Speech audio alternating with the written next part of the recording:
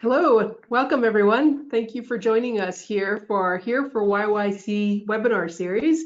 We're well into our, I think this is our 30th webinar or something crazy like that. So thank you. And today we've got Bob, the President and CEO of the Calgary Airport Authority joining us. Thank you, Bob, for joining us. My pleasure, and good morning, everyone, and thank you, Sandip, and the Chamber for letting me come on this webinar and talk about one of my favorite topics, YYC, Calgary Airport. Imagine building a business for 18 million customers, and then in 2 to 3 weeks, having that number decline to what we believe will be 6.4 million customers this year.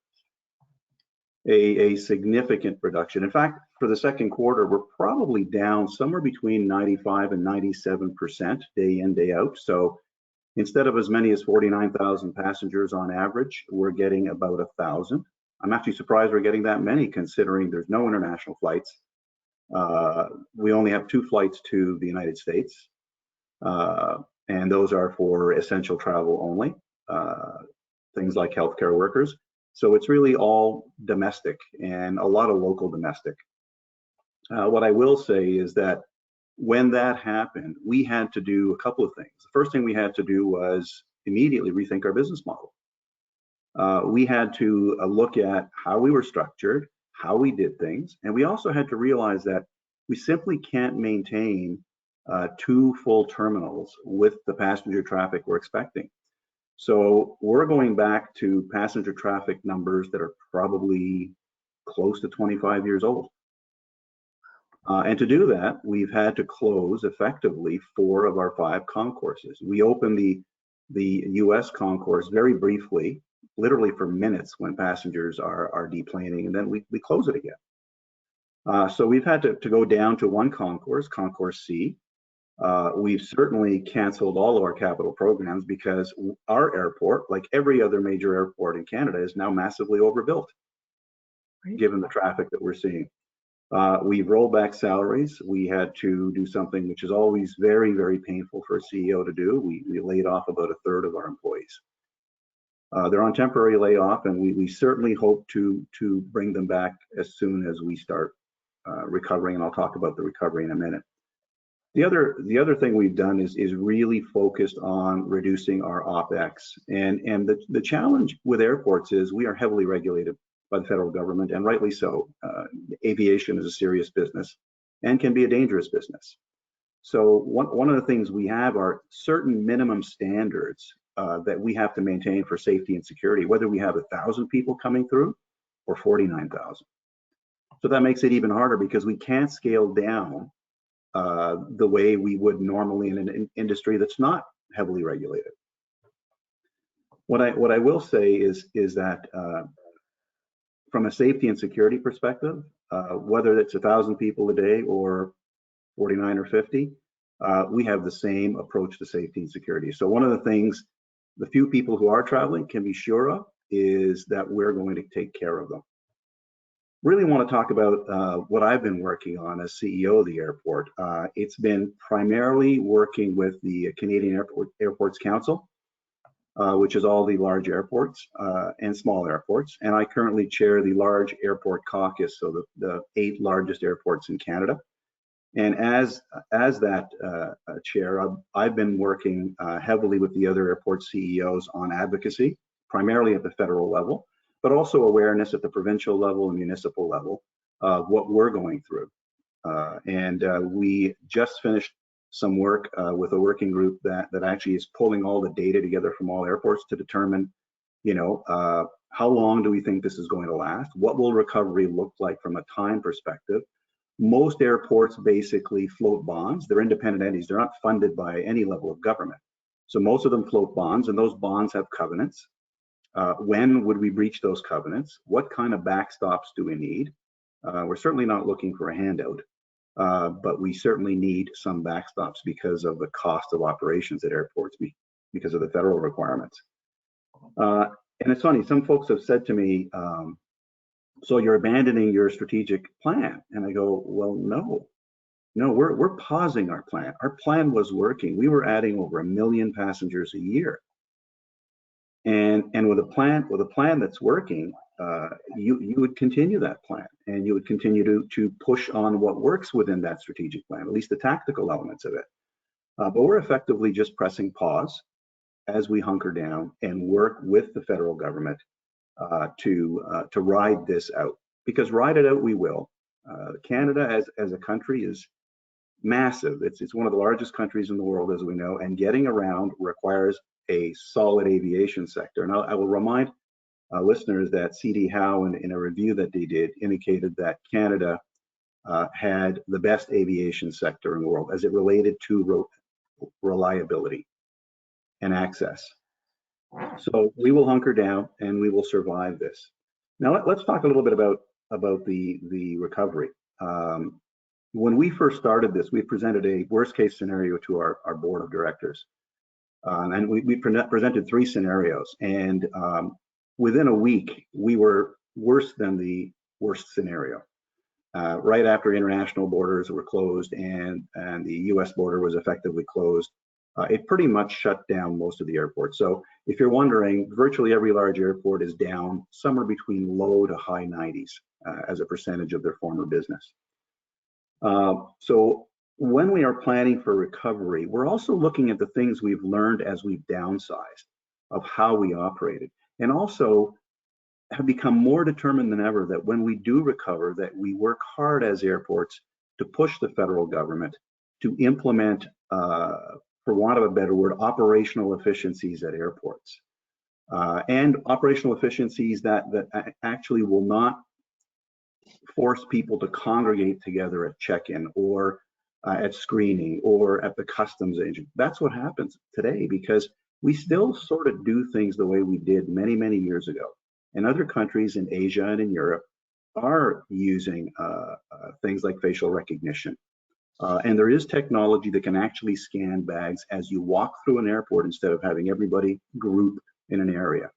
And we need, ultimately, if we're going to be the airports of the future that allow that ultimately safe and secure travel through the airport, we'll need to invest in that technology, but the government will have to allow us to implement that technology. And obviously, we take our mandate really seriously, not only as safety and security, but part of our mandate is to create jobs and GDP for the local economy. And last year, we had roughly 25,000 jobs on the airport campus, close to 50,000 jobs if you surround the businesses, depending on the airport, and a GDP of about 8 billion. Clearly, those jobs and that GDP have been pummeled in this, but they will come back because the airport is its own ecosystem within the city envelope. Now, that return, I believe, will be somewhere between 2.5 to 3.5 years. And there's a couple of reasons for that. Our province is in a deep recession. Our primary industry is not able to fulfill its true destiny with what's going on in our country right now. And a lot of Albertans, not just Calgarians, but and a lot of people that actually would connect into Calgary Airport, because remember, we're the busiest connecting airport, or we're the busiest connecting airport in Canada. A lot of people have been laid off, and they're gonna have financial hardship, and those people may not be going on that vacation or traveling back east or somewhere abroad to visit family for a few years as they rebuild their equity. And also, until there is a vaccine, I believe there will be a very big barrier to travel. And some people are saying a vaccine is a year or maybe even 18 months away. But I'm going to end this on a high note. To celebrate the start of Volunteer Week, I want to give a shout out to our White Hat volunteers. Last year they had 100,000 volunteer hours, so we're up to, I think, 1.1 million volunteer hours, and there's close to 500 of them, and they really are a secret weapon and a competitive advantage for our airport.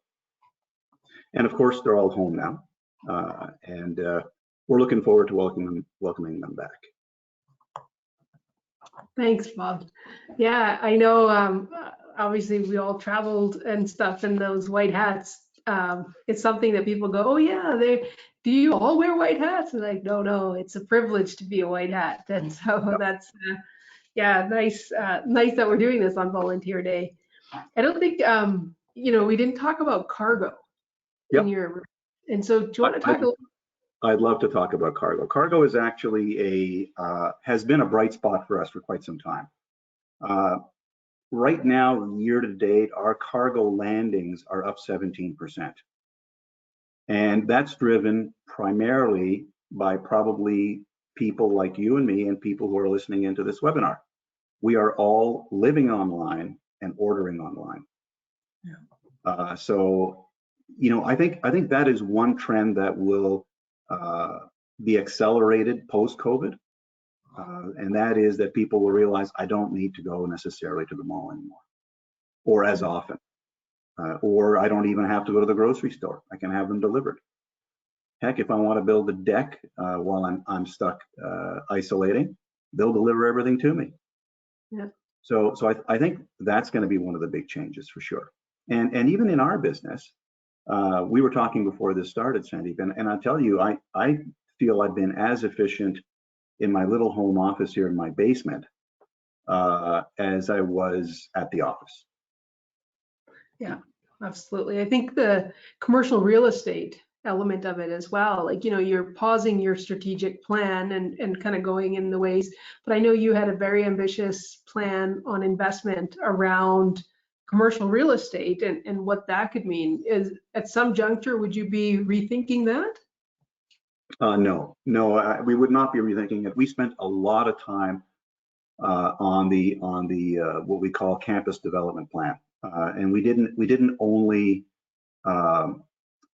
develop it internally. We basically talked to major institutions, universities, government, other major groups to say, this is what we think we can produce here and what we can do here for the city. That hasn't changed. What's changed, obviously, is our ability to execute given our severely depleted cash flow. Mm-hmm. So I kind of bypassed your intro, but I'll kind of go back to that because it's relevant to the question I'm going to ask you. So for the listeners, so Bob became the CEO of the Airport Authority in 2017. But before that, he, from 2012 to 2016, was the CEO of Big Rock Brewery. And then prior to that was the CEO of the Forzani Group. So lots of great consumer side experience. So can you talk about the businesses that are at the airport and how do you Sure. see them coming back and their impacts? Sure. We have, interestingly enough, all of those businesses had a commonality. They were not only direct to consumer, but also business to business. And the airport is no different. We basically, our guests are also customers of our tenants. So think of an airport as a shopping mall that overweights on restaurants and those kind of things. So our tenant mix within the airport is really driven by air carriers and what we call concessionaires. And they basically, the air carriers need office space and they need places for their staff. And the concessionaires are there to serve our guests as they're going through the terminal and getting onto airplanes. Once you get outside of the terminal building, it really is a different world.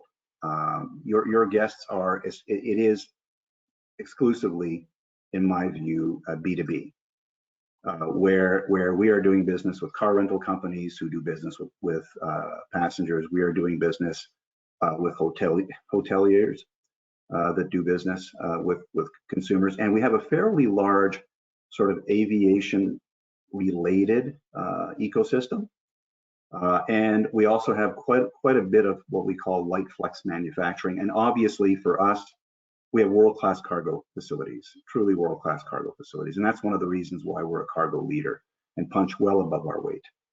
And those are all business to business. So it's lots of different businesses, and that's one of the interesting things about the airport for me, being a guy who's been in 9 different industries, is you get to touch different businesses every day. And it keeps a guy my age really engaged and interested in getting up and going to work in the morning. That's great. So we're starting to get some questions on our chat side. So for listeners, if you haven't checked out the chat side, feel free to ask some questions. Our first one is, we're all learning how to use new technology. Is it like that work travel will get, greatly reduced? And so how are you planning for that reduced travel, the business traveler potentially not traveling as much? Yeah. I believe that work travel will likely be negatively impacted by this, and that might actually be a good thing for most people. May not be good for the air carriers and the airports, but as I said earlier, I believe that technology has enabled certainly us at the airport to realize how well we can function.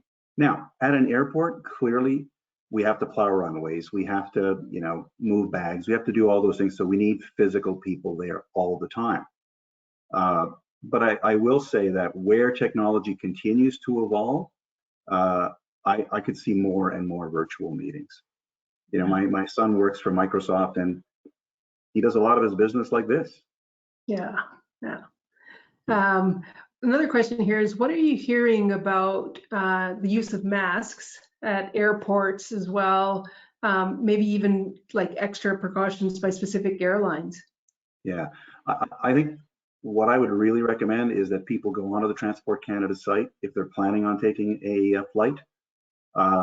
Transport Canada's expectations is that you bring your own mask, and if you can't find or buy a mask, make one. And they have some very specific prescriptions in the Transport Canada site. So before you come to an airport, any airport, I would do that. The other thing is, a lot of people under the impression that you must wear a mask at all times in an airport. You must wear a mask where you congregate. So when you're checking in, when you're going through security, when you're at the gate getting ready to board, where people line up and they tend to want to crowd each other a bit to get on that plane, that's when you absolutely must wear a mask. Or if you feel at any time uncomfortable, you can wear a mask.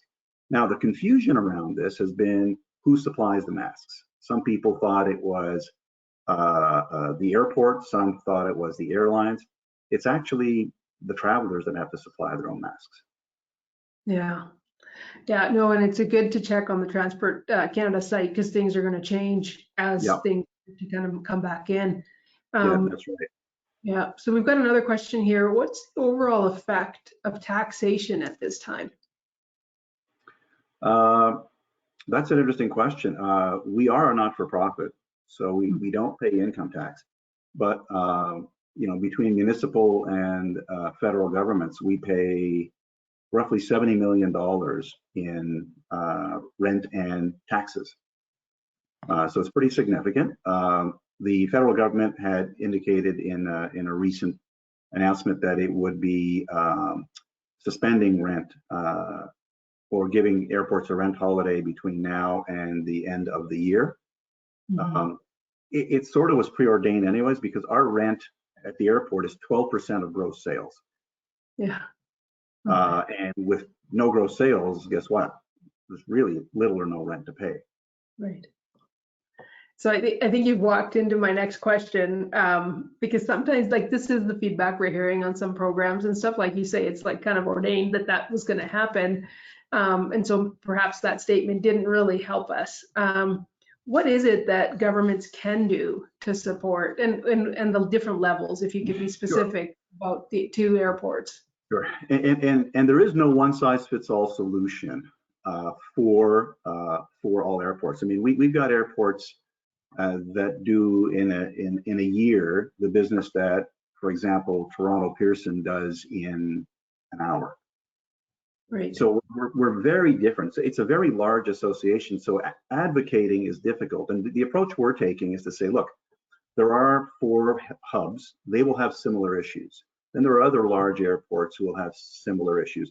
And then we have municipal airports that have different issues.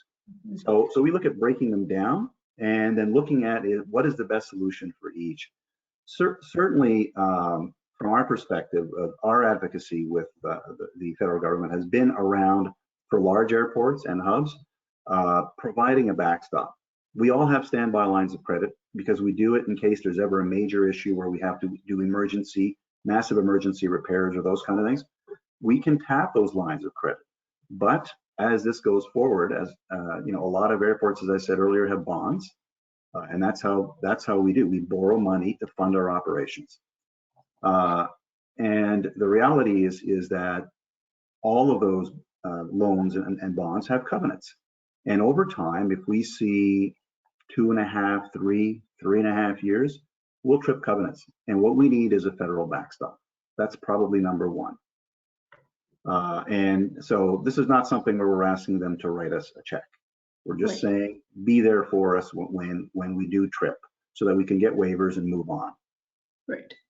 The second one is there's several of them, but another one is the wage subsidy, the emergency wage subsidy. 3 months is not going to cut it for any business, let alone airports. And we are urging the federal government to extend that. And the third one is, you know, Calgary Airport has paid for the assets that it bought from the federal government through rent. I'm going to guess maybe not 100-fold, but probably not far off. And what we're basically saying is either dramatically reduce your federal rents so that we can pay for the debt we're going to have to take on to continue to provide the security. Because guess what? Cargo is essential to the city and to the region. We bring in PPE, so personal protective equipment. We bring in medicines. We do medevac flights. We have to stay open, and staying open probably costs us more money now than closing. So that last one is really the whole issue around the federal rent, and it is significant. In my other days, we used to run retail businesses. We never paid 12% of gross sales. Those are huge rent numbers. Yeah, yeah. You know, I think it's a good point to clarify, like you have to stay open, like, you know, Stars kind of runs out of there. And then there's the charter flights that go for workers. Can you talk a little bit about that? Because folks may not know that, you know, because there are workers going up and down. So is that the Calgary Airport Authority safety, or is that the charter side? You know, like, let's talk a little bit about that. Well, there are two pieces to that one. Clearly, when the plane is in the air, the carrier and Nav Canada, obviously that does all of the navigation, are in charge. When those planes are coming into land at our airport and land successfully at our airport, that's where the airport sort of safety and security envelope begins to take over. And as they work their way through the terminal, get their bags, some of them may have to be rescreened, because if they came from a work camp where they don't have screening capabilities, we have facilities to be able to have them exit and immediately come back and rescreen. So that's where we play. And you're right, that business is still going on, as well as what they call fixed base operators. These are private hangars and those kind of things. Yeah. Yeah, it's important because sometimes the workers are in other parts of the country. So it's good that they're coming to Calgary Airport, they're getting rescreened before they get on a domestic flight. Yeah. So, can you talk about the impact of tourism? Because I know you guys are a great partner, obviously, with the tourism industries. Can you talk a little bit about that? Sure. I think that as a province, we tend to underestimate the impact that tourism has. It's an enormous industry, and importantly, it employs hundreds of thousands of people. And the real challenge you have is where borders are closed. And don't get me wrong, I understand why they have to be closed. When they're closed, what happens is people who are planning a trip, they're not coming. And the first sign of that we saw was I was presenting to the Banff Lake Louise Hospitality Association. This would have been in probably late February or early March, and they were already starting to get cancellations. And I remember telling my board, I said, well, we don't see it yet, but guess what? A lot of flights are going to get canceled. Now, we did not know that borders would be closed, so it's worse than we feared. But it's a huge growth opportunity because a lot of people look to what we have as a landscape and say, boy, are Albertans lucky. We have not only the mountains, but we have the Badlands. We have these beautiful prairies, and these are really real experiences for people from Europe or Asia or even the States to come up. And unfortunately, tourism has really taken a big hit and will this summer. Yeah, absolutely. I know there's been a lot of talk about, as the curve is getting flattened and we're testing more in Alberta, a lot of business leaders are first 2 weeks was a bit of shock and then kind of setting in, right?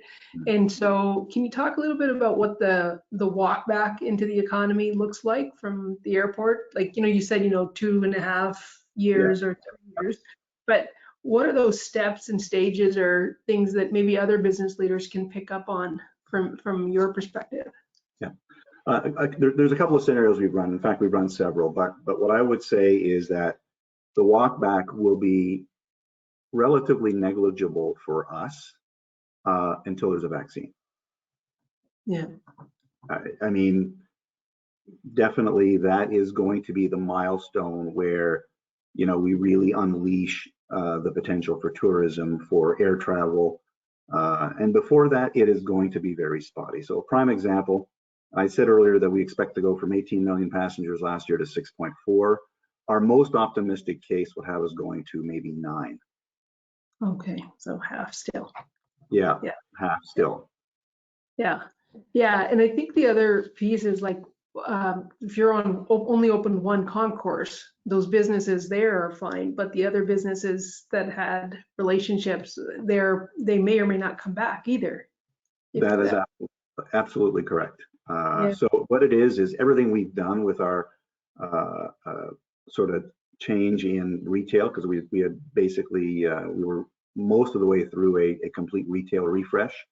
They're shut in Concourse A and in certainly in the international terminal because we have no flights, and even in the transborder or US terminal where we only have 2 flights, it's not worth their staying open, really. Yeah. Is there anything from the airline perspective that they're lobbying you as an airport? Well, I mean, everybody is lobbying us. I mean, every one of our concessionaires, for example, we're looking for concessions. And we gave as much as we could. The air carriers were the same way in the sense that some of them anyways, we're looking for some help, and we helped where we could. The reality is we're all in the same boat because we're all part of that one integrated ecosystem. So if airplanes stop flying, guess what? Airports stop making money.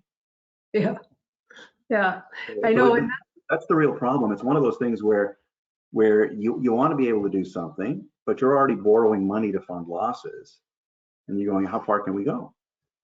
Yeah, we had a CEO the other day talking about, I can't continue to pay expenses with debt. Like that road does not end well for anybody. No, and that's exactly how we feel and why we need this backstop.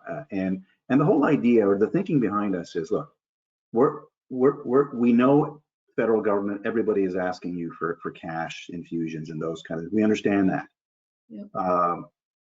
But we are going to need you to backstop us, and so that we can continue to borrow, because if we trip a covenant, our standby lines of credit will be impacted. Right. But if we have the backstop, then they won't. We can get the necessary waivers and those kind of things. And then the logic behind the ask on the rent is, at least dramatically reduce or eliminate the rent, ideally for a period of time that allows us to repay all that debt we put on moving 1,000 people a day. Because we have to, according to our Transport Canada lease. So when you come back from this and you get your passenger numbers back to 18 million, let's say it's 3-4 years from now, how long is the financial recovery? I think for it depends on the airport. Obviously, our annual reports are publicly disseminated, and we have $3 billion in debt because we just built a large runway, which was needed, and a terminal. Right. So we're just going to be piling more debt upon that number. So our recovery will be longer because of that. An airport that has relatively little debt, like Vancouver, was just beginning a $9 billion expansion program, Right. and they've frozen that. Yeah, Unfortunately, I think. our build is done. Yeah, which fortunately or unfortunately, because it's like you've got this debt, but I mean, you've got the infrastructure to We get the. do. We do. And honestly, we would never have grown at the rate we've grown if we hadn't have built that terminal. We just wouldn't have. We were already full. Yeah. No, I think, and that's the other thing to remind as we lobby for other businesses as well, is the piece of the recovery, right? Like, it's great to get back, but then when does that financial recovery and free cash flow actually come back into your business? So yeah, it will be years technically. Having said that, going back to cargo, that business is going great guns, and I believe it will continue to do so as consumers change their habits. Yeah. And as Calgary becomes a more important, I'm going to say, cargo point in Western Canada. And the reason I say this is Vancouver has no room for any new cargo. They're very much a land and water locked airport, and they're largely built out. We still have a lot of capacity. Yeah. We intend to exploit that capacity. And do you want to talk a bit about the intermodal facility that folks may not know, that we're actually set up to receive, growth in cargo here? That's right. That's right. We also have large animal handling facilities because some very expensive horses come into Spruce Meadows every summer. So we've got a pretty unique cargo footprint, and I think more importantly, and one of the reasons it was important for us to bring Antibiotics first full-blown manufacturing facility onto the airport campus is because the marriage of what they do with e-commerce is a marriage made in heaven from an efficiency perspective.